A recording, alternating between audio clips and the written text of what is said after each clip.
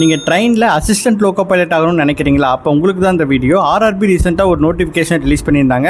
அதில் 11,127 vacancy assistant loco பைலட்க்கு வந்து create பண்ணியிருக்காங்க.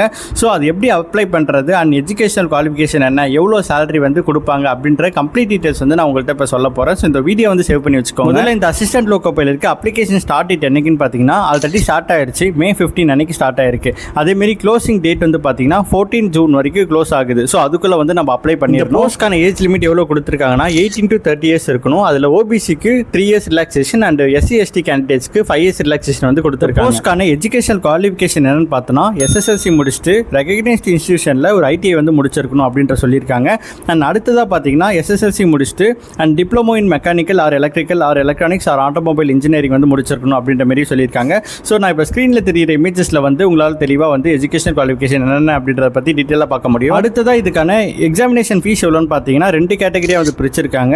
அண்ட் 500 rupees வந்து அப்ளிகேஷன் ஃபீஸாக வந்து சார்ஜ் பண்ணுவாங்க. இதை நீங்கள் வந்து ஃபஸ்ட்டு CBT எக்ஸாம் வந்து நீங்கள் அட்டன் பண்ணுறப்போ 400 rupees வந்து உங்களுக்கு ரீஃபண்ட் வந்து கொடுத்துருவாங்க.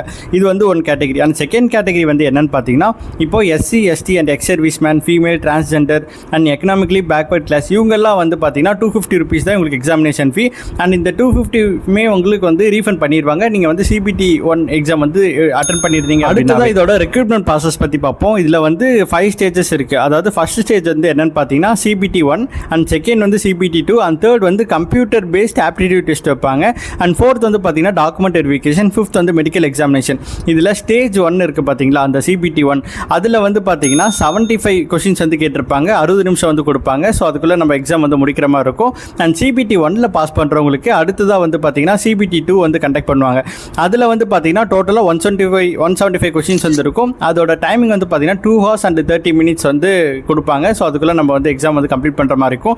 அதிலே வந்து பார்ட் A பார்ட் Bன்னு இருக்குது. பார்ட் A வந்து 100 கொஷின் அண்ட் பார்ட் B வந்து 75 கொஷின்ஸ் அண்ட் எல்லாத்துக்குமே பார்த்தீங்கன்னா நெகட்டிவ் மார்க் இருக்குது. ரெண்டும் கிளியர் பண்ணதுக்கப்புறம் இந்த aptitude, document verification, medical examination இதெல்லாமே பார்த்தீங்கன்னா இருக்கும்.